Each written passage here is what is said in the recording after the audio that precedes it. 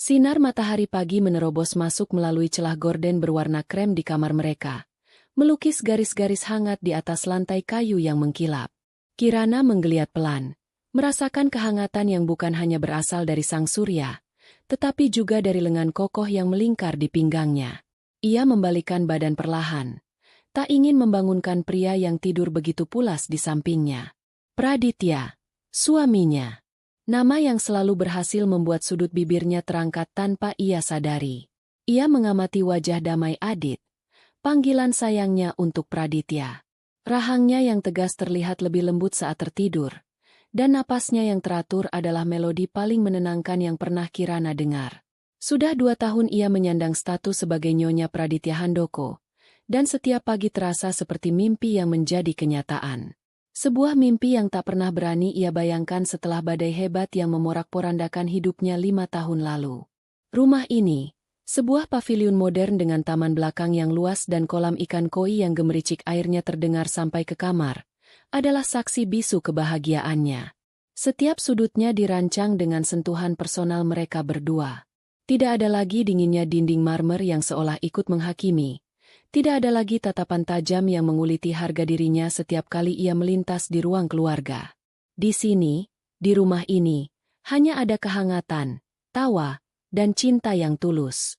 Kirana melepaskan pelukan Adit dengan sangat hati-hati, lalu beranjak dari tempat tidur.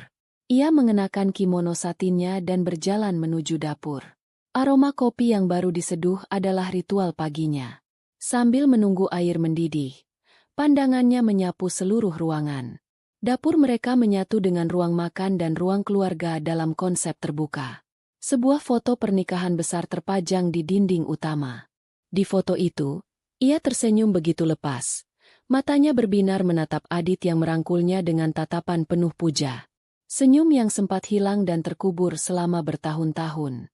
Tiba-tiba, sebuah kenangan melintas begitu saja, dipicu oleh hal sepele. Ia melihat sebuah vas bunga kosong di atas meja makan. Dulu, ia sangat suka merangkai bunga. Itu adalah salah satu keahlian kecilnya yang selalu coba ia gunakan untuk menghangatkan rumah tangganya yang dulu. Namun, usahanya selalu bertemu dengan dinding es. Bunga lagi, bunga lagi. Suara sinis itu menggema di benaknya. Begitu nyata seolah baru diucapkan kemarin. Suara Ibu Wati, mantan mertuanya. Buat apa buang-buang uang untuk sesuatu yang akan layu dalam beberapa hari? Lebih baik uangnya kamu tabung. Dasar tidak bisa berpikir panjang. Pantas saja rezeki Gilang seret terus sejak menikah denganmu. Kirana memejamkan mata. Tangannya mencengkeram pinggiran meja dapur. Ingatan itu datang seperti banjir bandang, membawa serta lumpur kepahitan yang ia kira sudah mengering. Ia ingat betul hari itu. Ia baru saja selesai merangkai bunga lili putih kesukaannya di ruang tamu rumah mertuanya, tempat ia dan Gilang, mantan suaminya, menumpang tinggal. Ia berharap rangkaian itu bisa sedikit mencairkan suasana yang selalu tegang. Namun yang terjadi justru sebaliknya. Ibu Wati datang dengan wajah masam, menginspeksi hasil karyanya dengan tatapan merendahkan. Hinaan itu meluncur begitu saja dari bibirnya. Di depan beberapa kerabat yang kebetulan sedang berkunjung. Kirana hanya bisa menunduk, merasakan wajahnya memanas karena malu dan sakit hati. Ia melirik Gilang, berharap suaminya saat itu akan membelanya. Tapi Gilang hanya diam, mengalihkan pandangan seolah tidak terjadi apa-apa. Keheningan Gilang terasa lebih menyakitkan daripada 1000 caci maki Ibu Wati. Itu bukan yang pertama dan bukan pula yang terakhir. Selama 5 tahun pernikahannya dengan Gilang, hidup Kirana terasa seperti berjalan di atas pecahan kaca. Setiap hari adalah perjuangan untuk membuktikan bahwa ia pantas, bahwa ia layak. Ibu Wati tidak pernah menyukainya sejak awal. Menurutnya, Kirana hanyalah gadis biasa dari keluarga sederhana yang tidak sepadan dengan Gilang, putranya yang ia anggap sebagai pangeran. Bibit, bebet, bobot. 3 kata keramat itu selalu didengungkan di telinganya. Kirana tidak punya bibit unggul dari keluarga terpandang, tidak punya bebet atau status sosial yang bisa dibanggakan, dan jelas tidak punya bobot atau kekayaan yang bisa menunjang karir Gilang. Puncak dari segala penderitaan adalah ketika setelah 5 tahun menikah, ia tak kunjung memberikan cucu. Stigma mandul dilekatkan padanya tanpa ampun. Setiap pertemuan keluarga adalah panggung bagi Ibu Wati untuk menyindirnya. Itu si Vika, teman arisan ibu. Baru setahun menikah sudah isi. Memang kalau bibitnya bagus itu beda. Ya, ujarnya sambil melirik tajam ke arah Kirana. Kirana hanya bisa meremas tangannya di bawah meja, menahan air mata yang mendesak ingin keluar. Gilang, lagi-lagi, hanya diam. Perceraian menjadi jalan keluar yang tak terhindarkan. Prosesnya begitu menyakitkan. Bukan karena ia masih mencintai Gilang. Cintanya sudah lama mati terkikis oleh kebisuan dan ketidakpedulian suaminya. Yang menyakitkan adalah cara keluarga itu melepaskannya. Ia diusir dari rumah itu hanya dengan satu koper pakaian. Seolah ia adalah sampah yang harus segera dibuang. Perempuan pembawa sial. Bisik Ibu Wati di telinganya saat ia menyerahkan surat cerai untuk ditandatangani. Sayang, kamu melamun. Sebuah suara lembut membuyarkan kenangan pahit itu. Kirana tersentak. Adit sudah berdiri di belakangnya. Kedua tangannya kini melingkar di perut Kirana. Dagunya bersandar di bahu istrinya. Aroma sabun dan sampo Adit yang segar langsung menenangkannya. Mas Adit, kapan bangun? Kok aku nggak dengar? Kirana berusaha menormalkan suaranya. Baru saja. Aku lihat kamu berdiri di sini, diam, seperti memikirkan sesuatu yang berat. Adit membalikkan tubuh Kirana agar menghadapnya. Ia menangkup wajah istrinya dengan kedua telapak tangannya yang hangat. Ada apa? Mimpi buruk. Mata Adit yang teduh menatapnya lekat, penuh kekhawatiran. Pria ini, suaminya, adalah antitesis dari semua masa lalunya. Adit tidak pernah menuntutnya untuk menjadi siapa-siapa. Adit mencintainya karena ia adalah Kirana. Adit menghargai setiap hal kecil yang ia lakukan. Jika ia merangkai bunga, Adit akan memujinya setinggi langit dan memotretnya untuk dipajang di media sosialnya dengan tulisan, "Karya istriku tercinta." Jika ia memasak, bahkan jika rasanya sedikit keasinan, Adit akan memakannya sampai habis dan berkata, "Ini masakan ternak di dunia, karena kamu yang buat." "Nggak apa-apa, Mas. Cuma teringat sesuatu." Jawab Kirana sambil tersenyum, senyum yang tulus. "Aku buatin kopi, ya." Adit tidak mendesak lebih jauh. Ia tahu Kirana memiliki luka dari masa lalu yang terkadang masih membayangi. Ia hanya mengecup kening Kirana dengan lembut, sebuah kecupan yang seolah berkata, "Aku di sini, kamu aman sekarang." "Terima kasih, sayang," bisik Adit. "Nanti siang jadi, kan? Kita makan di luar? Aku sudah pesan tempat di restoran favoritmu." Kirana mengangguk antusias. "Jadi dong, Mas." Mereka menghabiskan pagi itu dengan obrolan ringan sambil menikmati kopi dan sarapan sederhana. Kirana menceritakan tentang pesanan karangan bunga yang membludak di toko bunga kecil miliknya. Sebuah usaha yang ia rintis dari nol setelah bercerai dan didukung penuh oleh Adit. Adit mendengarkan dengan saksama. Sesekali memberikan masukan atau sekadar melemparkan pujian. Inilah hidupnya sekarang. Sebuah kehidupan yang ia bangun kembali dari puing-puing kehancuran. Ia memiliki suami yang memujanya, usaha kecil yang ia cintai, dan yang terpenting, ia memiliki kembali harga dirinya. Ia merasa utuh. Ia merasa bahagia. Ia berpikir, babak kelam dalam hidupnya sudah benar-benar berakhir dan terkunci rapat. Namun, ia tidak tahu bahwa takdir sedang menyiapkan sebuah pertemuan yang akan membuka kembali luka lama, hanya untuk memberinya kesempatan menutupnya dengan cara yang paling tak terduga.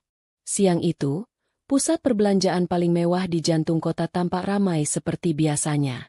Lantai marmernya yang berkilauan memantulkan cahaya dari lampu-lampu kristal yang menggantung megah di langit-langit yang tinggi. Aroma parfum mahal bercampur dengan alunan musik klasik yang lembut menciptakan atmosfer elegan yang khas. Kirana berjalan santai, menenteng sebuah tas belanja kecil berisi kemeja yang baru saja ia beli sebagai hadiah ulang tahun untuk Adit.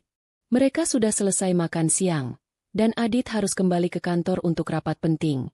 Sementara Kirana memutuskan untuk berjalan-jalan sebentar sebelum pulang. Ia merasa ringan dan bahagia. Perasaan damai menyelimutinya. Ia berhenti di depan etalase sebuah butik ternama, mengagumi gaun malam berwarna zamrud yang terpajang di manekin. Ia membayangkan betapa cantiknya gaun itu jika ia kenakan saat menghadiri acara makan malam perusahaan Adit bulan depan. Ia sama sekali tidak menyadari sepasang mata yang mengamatinya dari kejauhan dengan tatapan tak suka. Kirana. Suara itu. Suara yang tajam dan familiar itu menusuk gendang telinganya, membuatnya membeku seketika. Seluruh kebahagiaan yang ia rasakan beberapa detik lalu menguap begitu saja, digantikan oleh rasa dingin yang menjalar dari ujung kaki hingga ke tulang punggung. Ia tidak perlu menoleh untuk tahu siapa pemilik suara itu. Suara yang selama bertahun-tahun menghantui mimpi buruknya. Dengan berat hati, ia membalikkan badan. Di sana, berdiri tak jauh darinya, adalah Ibu Wati. Penampilannya masih sama seperti dalam ingatannya, bahkan lebih mencolok. Ia mengenakan gamis sutra berwarna merah marun, dipadukan dengan kerudung yang dililit rumit dan dihiasi bros emas besar. Pergelangan tangannya penuh dengan gelang keroncong yang bergemerincing setiap kali ia bergerak, dan jari-jarinya dihiasi cincin-cincin bermata besar. Riasan wajahnya tebal, dengan alis yang dilukis tajam dan lipstik merah menyala yang membuat senyumnya terlihat seperti sebuah seringai. "Oh, benar kamu ternyata. Ibu kira salah lihat," kata Ibu Wati, berjalan mendekat. Matanya bergerak cepat dari atas ke bawah, menilai penampilan Kirana dengan tatapan menghakimi yang sangat ia kenal. Kirana hari itu hanya mengenakan blus sederhana berwarna putih dan celana kulot. Penampilan yang rapi dan bersih, namun di mata Ibu Wati, itu pasti terlihat seperti pakaian orang susah. "Selamat siang, Bu," sapa Kirana, berusaha menjaga suaranya agar tetap tenang dan sopan. Jantungnya berdebar kencang, seolah sedang berlari maraton. "Siang. Sendirian saja?" tanya Ibu Wati, nadanya jelas meremehkan. "Masih seperti dulu. Ya, suka keluyuran di mal sendirian. Tidak ada yang menemani." Kirana menarik napas dalam-dalam. "Saya habis makan siang dengan suami saya, Bu. Beliau harus kembali ke kantor." Alis Ibu Wati terangkat sebelah. "Oh, suami? Jadi kamu sudah menikah lagi? Cepat juga lakunya." "Ya, Ibu kira." Ia tidak melanjutkan kalimatnya, namun jeda itu sudah cukup untuk menyampaikan hinaan yang tersirat. Kirana hanya tersenyum tipis, memilih untuk tidak menanggapi. Ia tidak ingin merusak harinya dengan berdebat dengan wanita ini. "Kalau begitu, saya permisi dulu, Bu." Baru saja ia hendak melangkah pergi, Ibu Wati menahan lengannya. Cengkeramannya cukup kuat. "Tunggu dulu. Kebetulan sekali kita bertemu di sini. Ibu juga sedang bersama menantu baru Ibu. Kamu harus kenalan." Ibu Wati menoleh ke belakang dan melambaikan tangannya dengan gerakan yang berlebihan. "Vika, Reza, sini, sayang." Panggilnya dengan suara yang sengaja dikeraskan, menarik perhatian beberapa pengunjung lain. Dari arah sebuah toko tas mewah, muncul sepasang suami istri. Si wanita, yang Kirana tebak adalah Vika, tampak seumuran dengannya. Ia sangat cantik, dengan rambut panjang tergerai dan tubuh semampai. Ia mengenakan gaun ketat yang memamerkan lekuk tubuhnya dan menenteng tas bermerek yang harganya mungkin setara dengan modal toko bunga Kirana. Di sampingnya, seorang pria yang Kirana duga adalah Reza, tampak gagah dengan kemeja polo bermerek dan celana bahan. Ia terlihat rapi dan profesional. Mereka berdua berjalan menghampiri dengan ekspresi sedikit bingung. "Ada apa, Ma?" tanya Vika dengan suara manja. "Ini loh, kebetulan ketemu teman lama," jawab Ibu Wati. Matanya kembali menatap Kirana dengan kilatan kemenangan. "Kirana, kenalkan. Ini Vika, istri Gilang sekarang. Dan ini suaminya Vika, maksud Ibu, ini Reza, suami Vika." "Aduh, Ibu salah sebut terus. Maksud Ibu, ini Reza, menantu baru Ibu yang satunya lagi." Bukan. Aduh, bagaimana sih? Ini Vika, istri Gilang. Dan ini Reza, suaminya." "Bukan. Reza ini." Kirana menahan keinginan untuk memutar bola matanya. Ia tahu Ibu Wati sengaja berbelit-belit untuk membuatnya merasa canggung dan tidak nyaman. "Maksud Mama, ini Vika, istri Mas Gilang. Dan yang ini Reza, suami adiknya Mas Gilang. Vika akhirnya mengklarifikasi dengan nada sedikit jengkel, seolah malu dengan tingkah mertuanya. Ah, iya, itu maksud ibu. Seru Ibu Wati, sama sekali tidak terlihat malu. Nah, Kirana, ini Vika. Cantik, kan? Dari keluarga terpandang. Ayahnya pengusaha properti. Jelas beda kelas sama kamu. Hinaan itu begitu telak dan tanpa tedeng aling-aling. Vika tersenyum miring, menatap Kirana dengan pandangan superior. Reza hanya mengangguk canggung, tampak tidak nyaman dengan situasi itu. Kirana merasakan darahnya mendidih. Ia sudah berusaha untuk pergi, berusaha untuk menghindar, tetapi wanita tua ini seolah sengaja menariknya ke dalam drama yang ia ciptakan. Harga dirinya yang sudah susah payah ia bangun kembali, kini diinjak-injak di depan umum. Dan ini Reza, lanjut Ibu Wati, kini mengalihkan fokusnya pada pria di samping Vika, meskipun tadi ia salah menyebutnya. Kirana menyadari, sepertinya Ibu Wati sedang bersama dua menantunya sekaligus, Vika istri Gilang, dan seorang lagi yang merupakan suami dari anak perempuannya, yang bernama Reza. Ibu Wati menepuk-nepuk punggung Reza dengan bangga. Menantu ibu yang ini juga tidak kalah hebat. Reza ini manajer di salah satu perusahaan multinasional terbesar di negeri ini. Jabatannya tinggi, gajinya 2 digit. Sebentar lagi juga mau dipromosikan jadi direktur. Iya, kan, Za? Reza tampak sedikit salah tingkah. Doakan saja, Bu, jawabnya singkat. Pasti, orang hebat seperti kamu pasti karirnya lancar, timpal Ibu Wati. Kemudian, ia kembali menatap Kirana. Tatapannya kini penuh dengan belas kasihan yang dibuat-buat. Kasihan kamu, ya, dulu waktu sama Gilang, hidup pas-pasan. Sekarang setelah cerai, pasti lebih susah lagi. Suamimu yang baru kerja apa?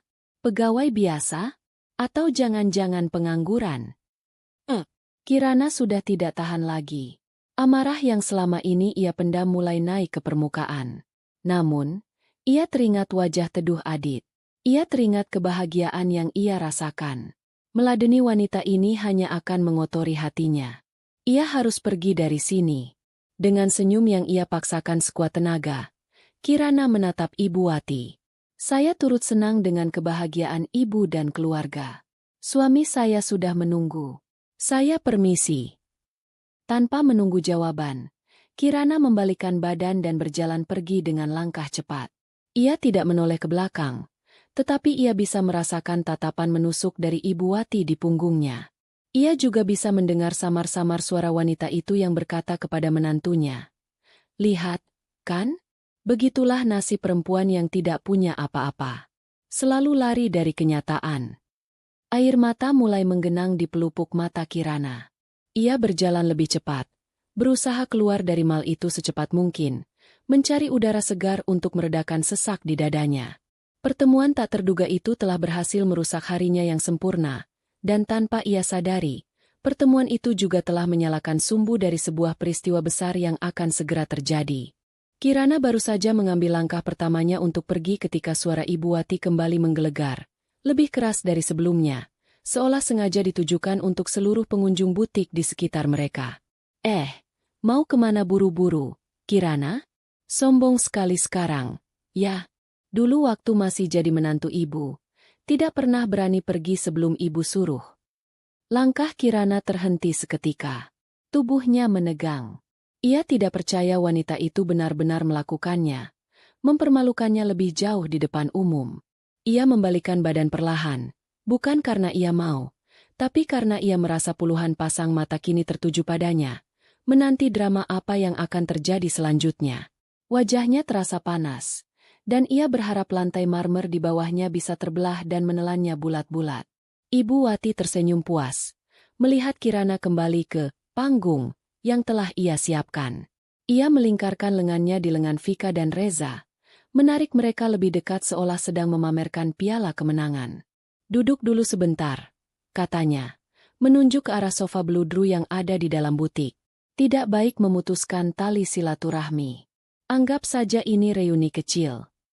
Tanpa menunggu persetujuan Kirana, Ibu Wati berjalan angkuh menuju sofa itu dan duduk. Vika mengikutinya dengan gaya angkuh. Sementara Reza tampak serba salah namun tak punya pilihan selain menurut. Dengan perasaan terpaksa, Kirana akhirnya ikut duduk di sebuah kursi tunggal yang berhadapan dengan mereka. Ia merasa seperti seorang terdakwa yang akan segera diadili. Begitu mereka semua duduk, rentetan kalimat berbisa itu pun dimulai. Ibu Wati seolah membuka keran yang sudah lama tersumbat, memuntahkan semua kesombongan dan kebencian yang ia simpan. Jadi, Kirana, ia memulai. Suaranya manis namun penuh racun. Lihatlah Vika. Sejak dia jadi menantu ibu, rumah kami jadi lebih berwarna. Dia pintar merawat diri, pintar bergaul dengan kalangan atas. Setiap arisan, ibu selalu jadi pusat perhatian karena punya menantu secantik dan secerdas dia. Bulan lalu saja, Gilang baru membelikannya set perhiasan berlian. Sebagai hadiah karena Vika berhasil menggolkan proyek besar untuk perusahaan ayahnya. Tentu saja, itu juga berkat koneksi Gilang. Mereka itu pasangan yang serasi, saling mengangkat derajat satu sama lain. Setiap kata adalah sebuah tusukan. Kirana ingat betul bagaimana dulu ia pernah mencoba membantu keuangan keluarga dengan menjual kue kering buatannya saat Lebaran. Usahanya itu dicemooh habis-habisan oleh Ibu Wati. Memalukan. Menantu keluarga Handoko jualan kue di pinggir jalan.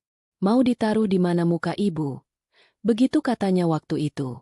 Kini, menantu barunya yang menggolkan proyek, dipuji setinggi langit. Vika yang mendengar pujian itu hanya tersenyum simpul. Jemarinya dengan sengaja memainkan liontin berlian yang menggantung di lehernya, memastikan Kirana melihatnya dengan jelas. Kemudian, tatapan Ibu Wati beralih pada Reza. Dan menantu ibu yang ini, si Reza, katanya sambil menepuk-nepuk paha Reza. Dia ini kebanggaan kami semua. Kerjanya di Nusantara Jaya Group. Tahu, kan, perusahaan apa itu? Perusahaan raksasa. Kantornya saja di gedung pencakar langit paling tinggi di Jakarta. Gajinya jangan ditanya. Cukup untuk membeli mobil Eropa baru setiap tahun kalau dia mau. Reza hanya tersenyum tipis. Tampak sedikit tidak nyaman dengan bualan mertuanya yang berlebihan. Namun ia tidak membantah. Dulu, waktu kamu masih sama Gilang, Ibu Wati mencondongkan tubuhnya ke depan. Suaranya sedikit merendah seolah berbagi rahasia, namun cukup keras untuk didengar semua orang. Jangankan beli mobil Eropa, untuk membayar cicilan mobil Jepang bekas saja Gilang harus pontang-panting. Ibu sampai heran. Apa uangnya kamu pakai untuk foya-foya di belakang kami? Atau memang kamunya yang pembawa sial? Jadi rezeki suami seret. Darah Kirana berdesir. Hinaan yang sama persis seperti yang dulu sering ia dengar. Hinaan yang membuatnya mempertanyakan nilai dirinya sendiri. Kini, kata-kata itu diucapkan lagi di depan orang-orang baru, Vika dan Reza, seolah untuk menegaskan betapa rendahnya ia di mata mereka. Tapi syukurlah, lanjut Ibu Wati lagi. Nadanya berubah dramatis. Setelah berpisah darimu, rezeki Gilang langsung terbuka lebar. Proyeknya lancar, jabatannya naik. Benar kata orang tua dulu, istri itu penentu rezeki suami. Kalau istrinya dari keluarga baik-baik, berpendidikan, dan pintar membawa diri seperti Vika, rezeki suami pasti mengalir deras. Coba lihat penampilanmu sekarang. Baju biasa saja, tas juga tidak bermerek. Pasti hidupmu susah, ya? Suamimu yang baru itu, apa sanggup membawamu jalan-jalan ke luar negeri seperti Reza yang baru saja mengajak kami sekeluarga liburan ke Singapura? Kirana menatap kosong ke arah vas bunga anggrek di meja di depannya. Ia memfokuskan seluruh kekuatannya untuk tidak menunjukkan emosi apapun. Ia tidak akan menangis. Tidak di sini. Tidak di depan mereka. Ia tidak akan memberi mereka kepuasan itu. Ia membiarkan semua kata-kata itu masuk ke telinga kiri dan berusaha mengeluarkannya lewat telinga kanan. Ia teringat Adit. Teringat bagaimana Adit selalu mengatakan bahwa nilai dirinya tidak ditentukan oleh pendapat orang lain, apalagi oleh pendapat orang dari masa lalunya yang kelam. Ia melihat Vika berbisik sesuatu pada Reza sambil terkikik geli. Ia melihat Reza yang hanya bisa menggaruk tengkuknya yang tidak gatal. Dan ia melihat Ibu Wati yang wajahnya berseri-seri, mabuk oleh kesombongannya sendiri. Dalam sekejap, Kirana tidak lagi merasakan sakit hati. Yang ia rasakan justru iba. Ia kasihan melihat mereka. Kebahagiaan mereka begitu semu, hanya diukur dari materi, dari pujian, dan dari merendahkan orang lain. Kebahagiaan yang rapuh, yang bisa hancur kapan saja. Setelah Ibu Wati menyelesaikan pidato panjangnya, suasana menjadi hening sejenak. Ia tampak menunggu reaksi Kirana, berharap melihat wajah sedih, marah, atau iri. Namun yang ia dapatkan adalah sesuatu yang di luar dugaannya. Kirana mengangkat wajahnya. Sebuah senyum tulus, bukan senyum paksaan, terukir di bibirnya. Matanya jernih, tidak ada tanda-tanda air mata. Saya benar-benar ikut berbahagia mendengar semua kabar baik ini, Bu, katanya dengan suara yang tenang dan mantap. Semoga keluarga Ibu selalu dilimpahi kebahagiaan dan kemewahan seperti yang Ibu ceritakan. Keheningan melanda. Ibu Wati, Vika, dan Reza tampak terkejut dengan respons itu. Mereka mengharapkan drama, tapi yang mereka dapatkan adalah ketulusan yang menampar. Kirana kemudian berdiri dari kursinya. Ia merapikan blusnya yang sedikit kusut. Terima kasih sudah berbagi cerita. Tapi saya benar-benar harus pergi sekarang. Suami saya pasti sudah khawatir. Ia mengangguk sopan ke arah mereka semua. Permisi. Kali ini, tidak ada yang menahannya. Ibu Wati hanya bisa menatapnya dengan mulut sedikit ternganga, kehabisan kata-kata. Kirana berjalan keluar dari butik itu dengan langkah tegap dan kepala tegak. Ia tidak lari. Ia berjalan dengan keanggunan seorang pemenang. Punggungnya terasa ringan, seolah beban berat yang selama ini ia pikul terlepas begitu saja. Meski hatinya masih sedikit perih, ia tahu ia telah memenangkan pertempuran hari ini. Pertempuran melawan masa lalunya. Dan yang terpenting, pertempuran melawan dirinya sendiri. Kirana berhasil mempertahankan ketegarannya sampai ia masuk ke dalam mobilnya di area parkir basement. Begitu pintu mobil tertutup, memisahkannya dari keriuhan dunia luar, pertahanannya runtuh seketika. Tubuhnya bergetar hebat, dan isak tangis yang sedari tadi ia tahan akhirnya pecah juga. Ia menelungkupkan wajahnya di atas kemudi, membiarkan air matanya mengalir deras, membasahi blus putihnya. Semua rasa sakit, penghinaan, dan kenangan pahit yang ia kira sudah terkubur dalam-dalam, kini muncul kembali ke permukaan, ditarik paksa oleh pertemuan tadi. Kata-kata Ibu Wati terngiang-ngiang di kepalanya seperti kaset rusak. Pembawa sial, tidak sekelas. Hidupmu pasti lebih susah. Setiap kalimat terasa seperti cambukan yang meninggalkan luka tak kasat mata. Ia menangis bukan karena ia iri dengan perhiasan Vika atau liburan Reza. Ia menangis karena luka lama itu ternyata belum sembuh total. Ada bagian dari dirinya yang masih rapuh. Bagian yang masih terpengaruh oleh opini wanita tua itu. Ia marah pada dirinya sendiri karena membiarkan kata-kata itu kembali menyakitinya. Setelah beberapa menit menangis sejadi-jadinya, ia mengangkat kepala. Wajahnya basah dan sembab. Ia menatap pantulan dirinya di kaca spion. Pemandangan yang menyedihkan. Ia menarik napas panjang, berusaha mengumpulkan kembali sisa-sisa kekuatannya. Cukup, Kirana. Cukup. Bisiknya pada diri sendiri. Ia menyalakan mesin mobil dan mulai melaju perlahan keluar dari parkiran. Sepanjang perjalanan pulang, pikirannya berkecamuk. Ia memutar ulang setiap detik pertemuan tadi. Senyum mengejek Vika, wajah canggung Reza, dan tatapan penuh kemenangan di mata Ibu Wati. Di tengah badai emosi itu, terlintas wajah teduh Adit. Wajah suaminya yang selalu berhasil memberinya ketenangan. Ia ingin segera sampai di rumah. Ingin segera berada dalam pelukan pria itu.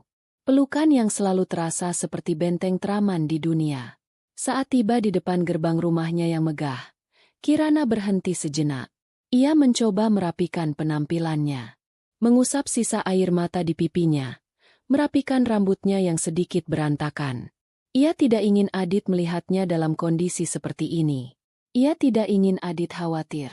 Ia ingin menunjukkan bahwa ia baik-baik saja. Bahwa ia kuat. Namun, semua usahanya sia-sia. Begitu ia masuk ke dalam rumah, Adit yang sedang membaca buku di ruang keluarga langsung menyambutnya. Dan dalam sepersekian detik, pria itu tahu ada sesuatu yang salah. Sayang, kamu sudah peu. Kalimat Adit terhenti. Ia berdiri dari sofa. Matanya yang tajam langsung menangkap sisa-sisa kesedihan di wajah istrinya. Matamu sembab. Kamu habis menangis. Kirana berusaha tersenyum. Enggak, Mas. Tadi di jalan kena debu, jadi agak perih. Dalihnya, sebuah kebohongan yang terdengar sangat tidak meyakinkan bahkan di telinganya sendiri. Adit berjalan mendekat. Ia tidak mengatakan apa-apa lagi. Ia hanya menangkup wajah Kirana dengan lembut. Ibu jarinya mengusap pelan bawah mata istrinya yang sedikit bengkak. Tatapannya penuh dengan kekhawatiran dan kelembutan. Justru kelembutan itulah yang akhirnya meruntuhkan kembali dinding pertahanan Kirana. Ia tak sanggup lagi berpura-pura. Air mata kembali mengalir di pipinya. Mas. Hanya satu kata itu yang berhasil keluar dari bibirnya. Suaranya bergetar. Adit langsung menariknya ke dalam pelukan hangat. Pelukan yang erat dan protektif. Ia membiarkan Kirana menangis di dadanya. Mengelus punggungnya dengan sabar. Saha. Tidak apa-apa. Keluarkan saja semuanya. Aku di sini. Bisiknya di telinga Kirana. Mereka berdiri seperti itu cukup lama. Sampai isak tangis Kirana mereda menjadi isakan-isakan kecil. Adit kemudian menuntunnya untuk duduk di sofa. Ia pergi sebentar ke dapur dan kembali dengan segelas air putih hangat. Lalu menyodorkannya pada Kirana. Minum dulu, katanya lembut. Kirana menerima gelas itu dengan tangan gemetar dan meminumnya perlahan. Kehangatan air itu sedikit membantu menenangkan debaran jantungnya. Adit duduk di sampingnya, menggenggam tangannya. Ia tidak mendesak. Ia menunggu dengan sabar sampai Kirana siap untuk bercerita. Setelah beberapa saat hening, Kirana akhirnya mulai berbicara dengan suara serak. Aku ketemu Ibu Wati di mal tadi, Mas. Rahang Adit sedikit mengeras mendengar nama itu. Ia tahu betul siapa Ibu Wati dan bagaimana perlakuannya pada Kirana di masa lalu. Dia tidak sendirian, lanjut Kirana. Dia bersama menantu-menantunya. Istri baru Gilang, dan suami dari adik perempuannya Gilang. Kirana kemudian menceritakan semuanya. Tanpa ada yang ditutupi. Ia menceritakan bagaimana Ibu Wati memanggilnya dengan suara keras. Bagaimana ia dipaksa berkenalan. Bagaimana ia harus duduk mendengarkan semua kesombongan wanita itu. Ia mengulangi setiap hinaan yang dilontarkan padanya. Tentang bagaimana ia disebut pembawa sial. Tentang bagaimana hidupnya dianggap lebih susah setelah bercerai. Tentang perbandingan antara dirinya dengan menantu-menantu baru yang dianggap beda kelas. Adit mendengarkan setiap kata dengan saksama. Wajahnya yang biasanya tenang kini menunjukkan ekspresi dingin yang jarang terlihat. Tangannya yang menggenggam tangan Kirana semakin erat, seolah ingin menyalurkan kekuatan. Dan dia sangat membanggakan salah satu menantunya itu. Mas, yang namanya Reza, kata Kirana. Suaranya terdengar getir. Katanya dia manajer hebat di perusahaan besar. Gajinya selangit. Sebentar lagi mau jadi direktur. Dia bilang nama perusahaannya, apa ya tadi? Kirana mencoba mengingat-ingat. Ah, iya, Nusantara Jaya Group. Dia menyebutnya berkali-kali, seolah itu adalah perusahaan paling hebat di seluruh dunia. Saat nama, Nusantara Jaya Group, keluar dari bibir Kirana, Adit terdiam. Ekspresinya berubah.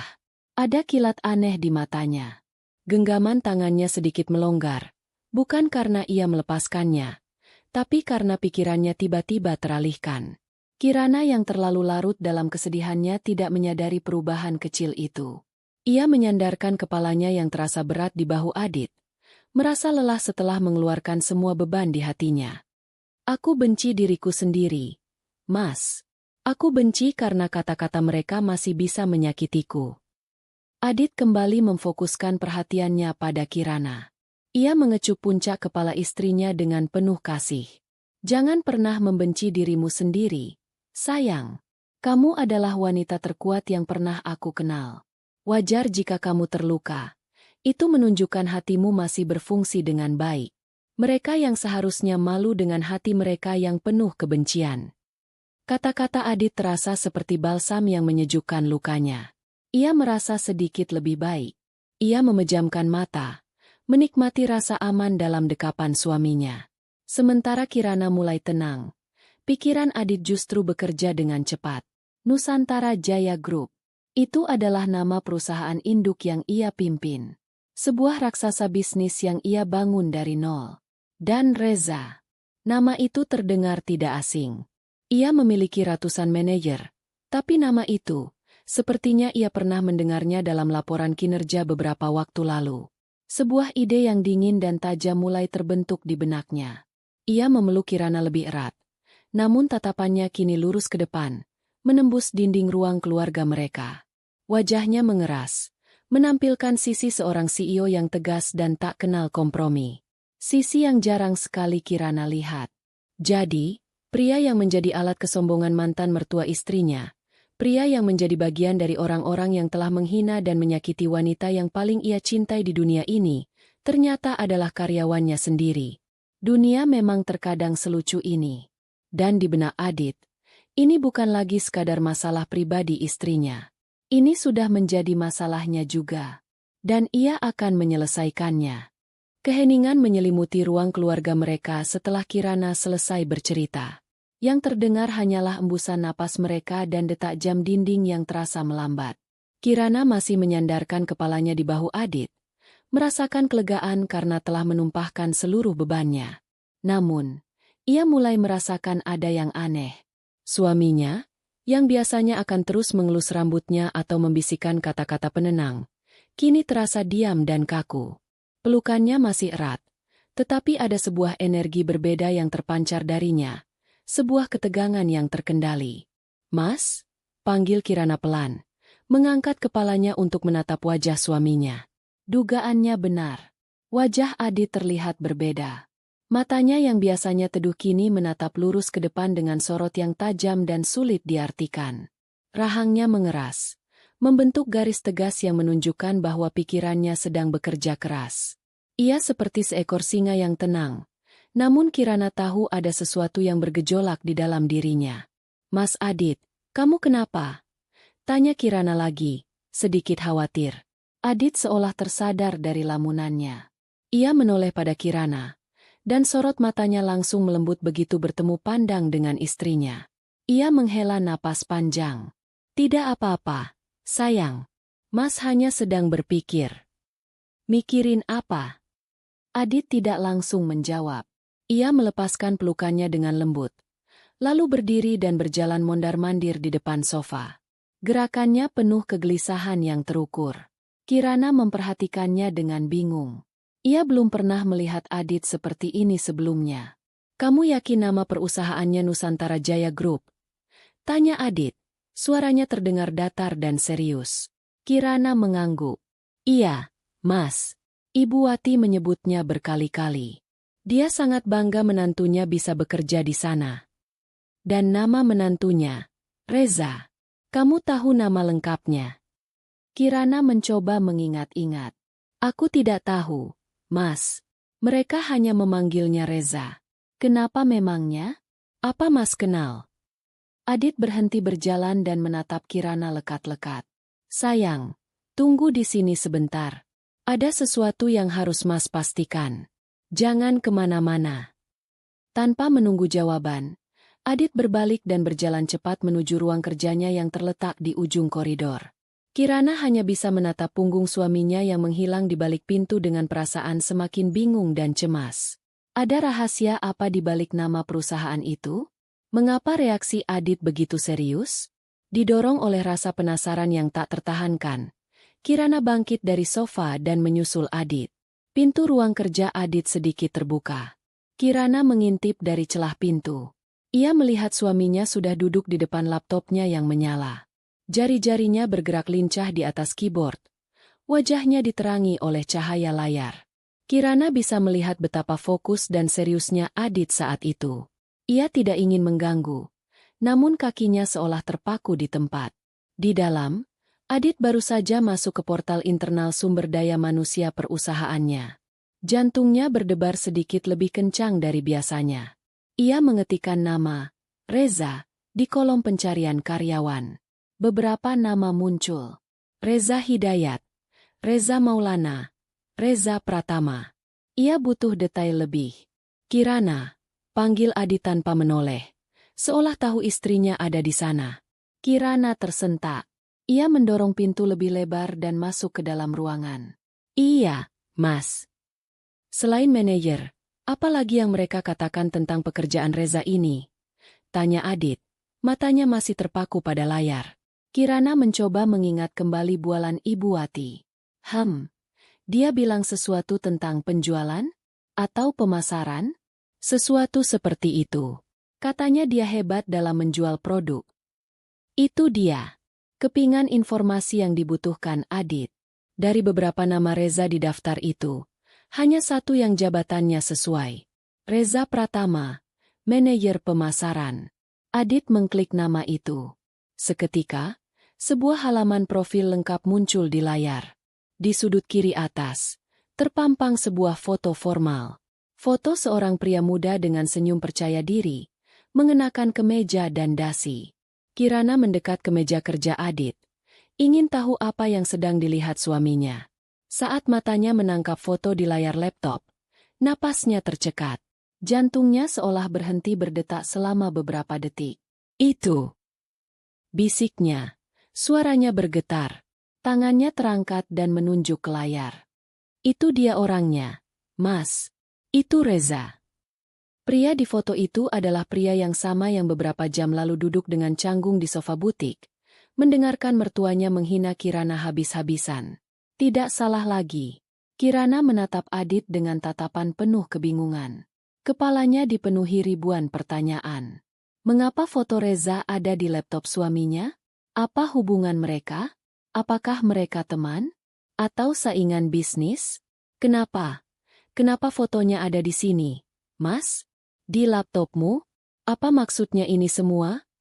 Tanya Kirana. Suaranya nyaris tak terdengar. Adit memutar kursinya hingga berhadapan penuh dengan Kirana. Ia meraih kedua tangan istrinya yang terasa dingin dan menggenggamnya erat. Ia menatap lurus ke dalam mata Kirana yang dipenuhi kebingungan. Waktunya telah tiba untuk membuka rahasia itu. Sayang, dengarkan Mas baik-baik. Adit memulai. Suaranya tenang namun mengandung bobot yang luar biasa. Nusantara Jaya Group, perusahaan yang dibangga-banggakan oleh Ibu Wati. Perusahaan tempat Reza bekerja. Adit mengambil jeda sejenak. Membiarkan ketegangan memenuhi ruangan. Itu adalah perusahaan milik Mas, Kirana. Dan Mas adalah CEO-nya. Dunia Kirana seakan berhenti berputar. Kata-kata Adit menggema di telinganya. Namun otaknya butuh beberapa detik untuk mencerna informasi tersebut. Nusantara Jaya Group, perusahaan suaminya? CEO? Ia menatap Adit. Lalu beralih menatap layar laptop yang masih menampilkan profil Reza. Lalu kembali menatap Adit. Ia menggelengkan kepalanya pelan, seolah tak percaya. Gak mungkin, Mas. Kamu pasti bercanda. Mas tidak pernah seserius ini, jawab Adit. Tatapannya meyakinkan. Kirana mundur selangkah, melepaskan genggaman tangan Adit. Ia selalu tahu Adit adalah seorang pengusaha sukses. Ia tahu Adit memiliki sebuah perusahaan besar. Tapi Adit tidak pernah gembar-gembor tentang hal itu. Ia hanya menyebut nama perusahaannya adalah NJG, singkatan yang tidak pernah Kirana pertanyakan lebih jauh. Adit selalu bersikap rendah hati dan sederhana saat di rumah. Kirana tidak pernah menyangka bahwa NJG adalah Nusantara Jaya Group yang legendaris itu. Raksasa bisnis yang gedungnya menjulang gagah di pusat kota. Gedung yang sering ia lewati dan kagumi dari jauh. Potongan-potongan puzzle mulai menyatu di benaknya dengan kecepatan kilat. Ucapan Ibu Wati tentang kantor di gedung pencakar langit paling tinggi. Kirana pernah beberapa kali makan siang di restoran di puncak gedung itu bersama Adit. Ia selalu mengira Adit hanya menyewa ruang kantor kecil di sana. Ia tidak pernah tahu bahwa seluruh gedung itu adalah simbol dari kerajaan bisnis suaminya. Ironi ini begitu menusuk, begitu absurd. Hingga Kirana tidak tahu harus tertawa atau menangis. Jadi, selama ini, senjata yang digunakan Ibu Wati untuk menghinanya, kebanggaan semu yang mereka pamerkan untuk membuatnya merasa kecil, ternyata adalah bagian dari dunia suaminya. Bagian dari kehidupannya yang baru. Pria yang mereka puja-puja sebagai manajer hebat ternyata hanyalah salah satu karyawan dari ratusan karyawan yang bekerja untuk suaminya. Rasa syok itu perlahan-lahan surut, digantikan oleh gelombang emosi yang aneh. Bukan lagi kesedihan atau sakit hati, melainkan sebuah perasaan kuat yang membuncah di dadanya. Perasaan memiliki kekuatan. Perasaan bahwa takdir sedang mempermainkan mereka dengan cara yang paling puitis. Ia kembali menatap layar laptop. Foto Reza yang tadinya terlihat menyebalkan, kini tampak kecil dan tidak berarti. Lalu ia menatap suaminya, Praditya Handoko, CEO Nusantara Jaya Group, pria yang mencintainya dengan tulus, pria yang memberinya segalanya tanpa pernah memintanya menjadi orang lain. Sebuah senyum kecil yang misterius mulai terkembang di bibir Kirana. Senyum yang tidak lagi mengandung air mata, melainkan percikan api. Malam itu, di dalam ruang kerja yang sunyi itu, Kirana menyadari satu hal. Permainan ini belum berakhir. Justru, babak yang paling menarik baru saja akan dimulai. Suasana di ruang kerja itu berubah drastis. Keheningan yang tadinya dipenuhi oleh keterkejutan Kirana, kini berganti menjadi keheningan yang berat dan penuh antisipasi. Kirana sudah berhenti tersenyum. Wajahnya kini menampilkan ekspresi yang belum pernah Adit lihat sebelumnya. Sebuah ketenangan yang dingin bercampur dengan kilat amarah yang tertahan di matanya. Ia bukan lagi Kirana yang rapuh dan terluka, melainkan seorang ratu yang singgasananya baru saja diusik. Adit, yang sedari tadi mengamati perubahan ekspresi istrinya, merasakan amarahnya sendiri mendidih. Melihat Kirana yang tegar di hadapannya justru membuat hatinya semakin sakit. Ia bisa membayangkan betapa dalamnya luka yang ditorehkan oleh keluarganya di masa lalu, hingga membentuk ketegaran seperti ini. Dan hari ini, mereka berani mengorek kembali luka itu. Berani-beraninya mereka, desis Adit, suaranya rendah dan berbahaya. Ia berdiri dari kursinya, tangannya terkepal di sisi tubuhnya. Mereka menggunakan nama perusahaanku, hasil kerja kerasku, untuk menghina istriku. Untuk membuatmu merasa tidak berharga. Kirana, ini tidak bisa dimaafkan. Ia berjalan mendekati Kirana dan memegang kedua bahunya. Ia ingin Kirana tahu bahwa kemarahannya ini bukan hanya miliknya sendiri, tapi juga milik mereka berdua. Rasa sakitmu adalah rasa sakitku juga. Penghinaan yang kamu terima, aku merasakannya 2 kali lipat. Validasi dari Adit, pengakuan atas rasa sakitnya, adalah hal yang tidak pernah ia dapatkan dari Gilang. Mendengar Adit mengucapkan kalimat itu membuat benteng terakhir di hatinya runtuh. Bukan runtuh karena kesedihan, tapi runtuh untuk memberikan jalan bagi sebuah kekuatan baru yang membara. Mereka pikir mereka ada di puncak dunia karena menantu mereka bekerja di Nusantara Jaya Group. Lanjut Adit, tatapannya berkilat marah.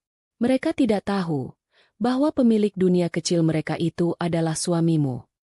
Adit menatap lurus ke dalam mata Kirana. Ia melihat api pembalasan yang menyala di sana, api yang sama dengan yang berkobar di dalam dirinya. Ia tahu, permintaan maaf atau teguran sederhana tidak akan cukup untuk membayar penghinaan yang telah diterima istrinya. Mereka butuh lebih dari itu. Mereka butuh sebuah pelajaran. Sekarang, kata Adit dengan suara yang mantap dan penuh penekanan. Mas tanya sama kamu, sayang, lupakan tentang menjadi orang baik untuk sejenak. Lupakan tentang memaafkan dan melupakan. Malam ini, Mas ingin kamu jujur pada dirimu sendiri. Apa yang kamu ingin Mas lakukan? Apapun yang ada di kepalamu, katakan saja.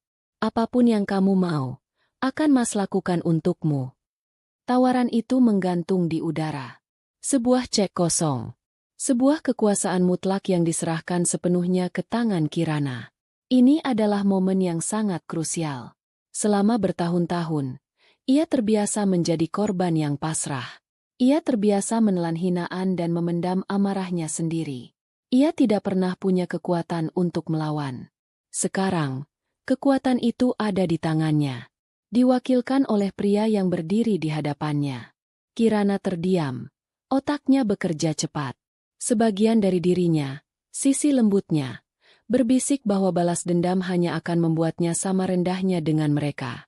Buat apa membalas? Bukankah kebahagiaannya bersama Adit sudah menjadi pembalasan terbaik? Tetapi, sisi lain dari dirinya, sisi yang telah terluka dan terinjak-injak, berteriak lebih keras.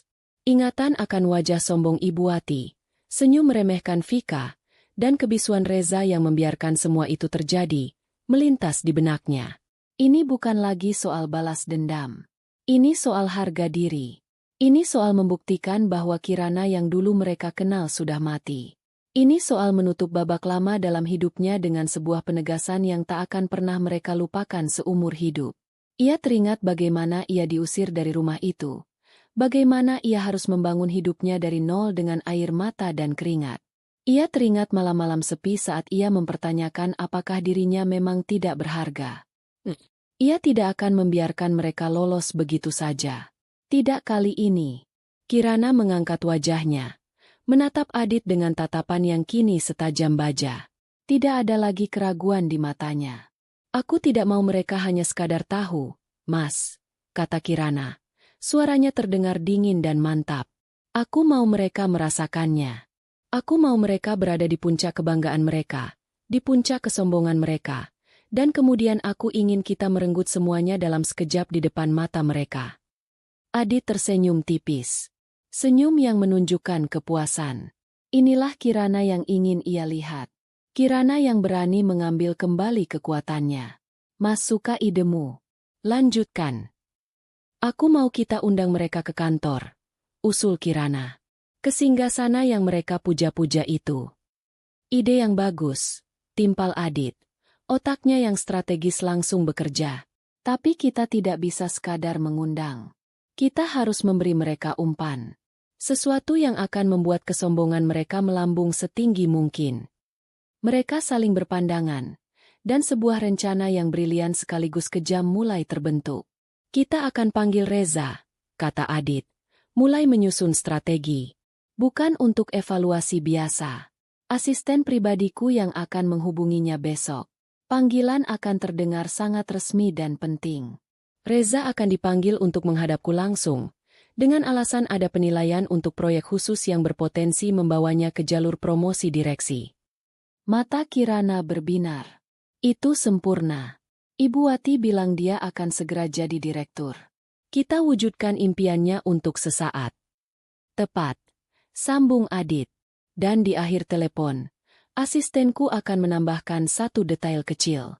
Dia akan berkata, Pak Praditya sangat terkesan dengan potensi Anda, sehingga beliau ingin berita baik ini dirayakan bersama keluarga terdekat.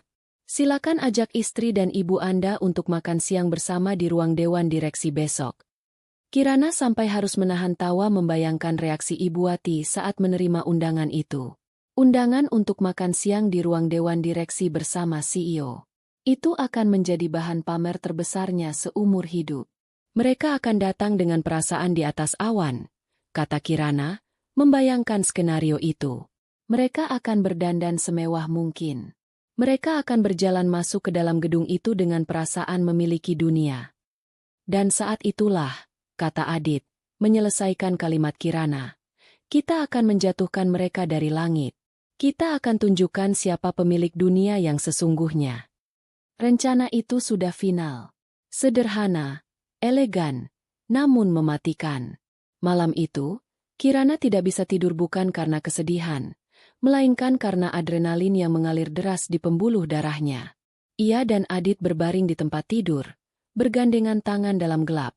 Seperti dua jenderal yang baru saja selesai merancang strategi perang. Perang untuk merebut kembali sebuah harga diri. Dan besok adalah hari pertempurannya.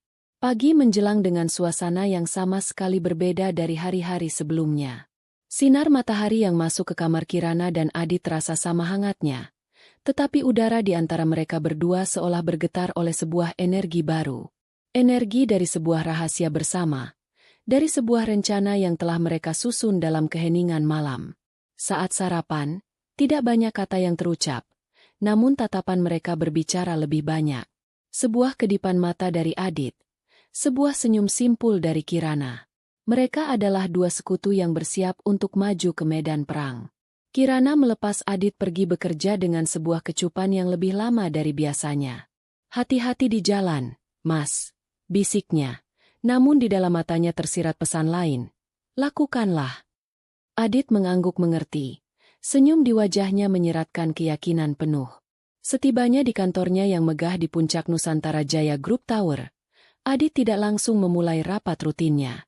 Ia memanggil asisten pribadinya, seorang wanita cerdas dan sangat efisien bernama Dewi, ke dalam ruangannya.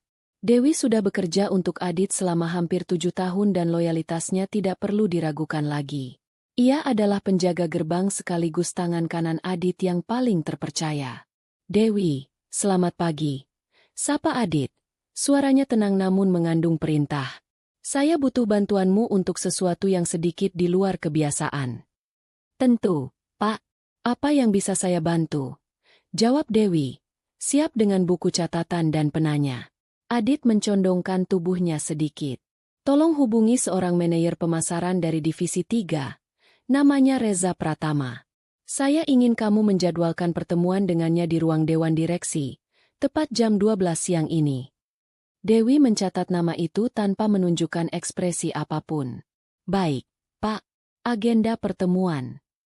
Katakan padanya ini adalah evaluasi akhir untuk proyek ekspansi pasar regional yang laporannya baru saya terima. Jelas Adit. Sampaikan juga bahwa berdasarkan laporan tersebut, kinerjanya sangat memuaskan dan saya sedang mempertimbangkannya secara serius untuk mengisi posisi direktur pemasaran yang baru. Meskipun sedikit terkejut dengan promosi yang begitu mendadak untuk seorang manajer, Dewi tetap profesional. Baik, Pak. Akan saya sampaikan. Tunggu, ada satu hal lagi, tambah Adit. Dan ini bagian yang paling penting. Setelah kamu menyampaikan semua itu, katakan padanya bahwa saya sangat terkesan dengan potensinya, dan sebagai bentuk apresiasi awal, saya ingin kabar baik ini bisa langsung dibagikan dengan keluarganya. Undang dia untuk mengajak serta istri dan ibunya untuk bergabung dalam makan siang eksklusif bersama saya. Untuk pertama kalinya dalam beberapa tahun, Dewi sedikit mengangkat alisnya. Ini benar-benar di luar kebiasaan. Mengundang keluarga karyawan untuk makan siang karena potensi promosi? Ini belum pernah terjadi sebelumnya. Namun, ia melihat sorot mata atasannya yang serius dan ia tahu ini bukanlah saatnya untuk bertanya. Saya mengerti, Pak. Jawab Dewi singkat. Akan saya laksanakan segera. Sementara itu, puluhan lantai di bawah, Reza Pratama sedang memulai harinya dengan perasaan gamang. Pertemuannya dengan Kirana kemarin meninggalkan kesan yang aneh. Ia merasa tidak nyaman dengan cara mertuanya memperlakukan wanita itu. Namun ia terlalu takut untuk menegur. Ia sibuk menenangkan Vika yang sejak semalam terus mengeluh tentang betapa menyebalkannya pertemuan itu. Di tengah lamunannya, telepon di mejanya berdering. Nomor yang muncul di layar adalah nomor dari kantor pusat eksekutif. Jantung Reza langsung berdebar kencang. Panggilan dari lantai teratas biasanya hanya berarti dua hal. Masalah besar atau sesuatu yang sangat penting. Dengan tangan sedikit gemetar, ia mengangkat gagang telepon. Selamat pagi, dengan Reza Pratama di sini. Selamat pagi, Bapak Reza. Saya Dewi, asisten pribadi Bapak Praditya Handoko. Sebuah suara wanita yang terdengar sangat profesional dan berkelas menyapanya dari seberang. Reza langsung duduk tegak di kursinya. Asisten pribadi Pak CEO? Ada urusan apa dengannya? Iya, pagi, Bu Dewi. Ada yang bisa saya bantu? Bapak Praditya baru saja selesai meninjau laporan proyek ekspansi pasar regional Anda. Lanjut Dewi, suaranya terdengar datar namun berwibawa. Dan beliau meminta saya untuk menyampaikan bahwa beliau sangat terkesan dengan hasil kerja Anda. Napas Reza tertahan di tenggorokannya. Pak Praditya, sang legenda hidup, pendiri sekaligus CEO perusahaan ini, membaca laporannya, dan beliau terkesan? Benarkah, Bu? Tanya Reza, tak bisa menyembunyikan nada tak percaya dalam suaranya. Benar, Pak. Karena itu, Bapak Praditya ingin bertemu langsung dengan Anda siang ini, tepat pukul 12, di ruang Dewan Direksi untuk mendiskusikan langkah selanjutnya.